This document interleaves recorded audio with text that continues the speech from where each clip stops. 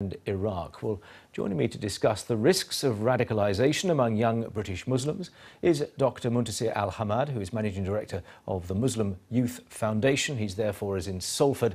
And Imam Kari Asim from the Makkah Mosque in Leeds as well. Gentlemen, thank you both very much for coming on, and good evening to you both. Can I start, Muntasir Hamad, with a word from you on the work of your foundation? What do you set out to do? Well, the role of the foundation, like many other Islamic organizations, is to raise awareness about Islam in general, the mainstream version of Islam, or the true version of Islam, not the distorted one which is adopted by the extremists. And it works with the youth, mainly. In normal times we work on education, on entertainment, etc. But these times we work on de-radicalization of the young Muslims through raising awareness through different platforms that we use in our organization. And do young people come to you, or do you go out looking for them? Well, we have different approaches. We are lucky to have a very vibrant centre in the heart of Manchester city centre, and we have an outreach policy to go to youth, whether Muslims or non-Muslims, in universities and different places, schools and others. So we have both sides of the work. Let me go to Imam Kari Asim to continue that theme for a moment. How much work are you doing with younger people in Leeds? Firstly, imams throughout the country, they absolutely condemn actions that are taken by ISIS. And because it is a distorted image of Islam that's represented by members of groups like ISIS. Now, imams up and down the country, across the country, are united in de-radicalizing those who might be radicalized by hate preachers. And we are using sermons in our mosque, but also now taking it to the next level, social media, because we realize that a lot of young people use social media, and that's one way where a lot of radicalization takes place. It either takes place on the internet or underground and in a very covert operations. Give me an example of the sort of thing then that you're putting on social media which fits into what you've just said. So yesterday, Imams Online issued a press release in a video form where absolutely condemning actions of ISIS, and also saying that those who might be interested or inclined to go to places like Iraq or Syria thinking it's a holy war, it's not holy war. It's a conflict that has geopolitical connotations, and as a result, no one from Britain should be thinking about going to Syria or Iraq to take part in a conflict and trying to think that they can resolve the situation. Right. You've both outlined the work you do, and it's good to have that as a sort of foundation to the conversation. And you've both talked about the distorted image of Islam, which is clearly put across by IS or ISIS, and I don't doubt the vast majority of people watching this conversation would agree with you. Why then are some not listening? Muntasir Hamad, try and get to that if you can. Well, I would say probably there are 4 elements to be discussed here. First, education and lack of knowledge of Islam. Education not only on the Muslims' behalf, but even on the wider community behalf, whether Muslims or non-Muslims, about Islam, which lends itself to lack of knowledge of Islam and therefore giving a wrong image of Islam.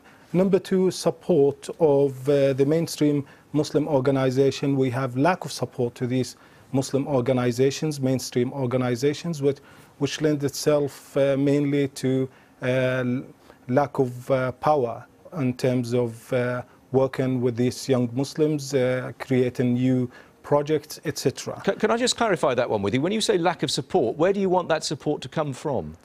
Well, when we talk about Muslims in the UK, we're talking about a segment of the society. We're not talking about the others as us and the others. We're talking about a segment of the society, and we know that there are a lot of deprived communities in the UK, and many of those are Muslims. And Dr. Peach from the University of Manchester, in his study, he pointed out that extremism is a result of socio-economic factors.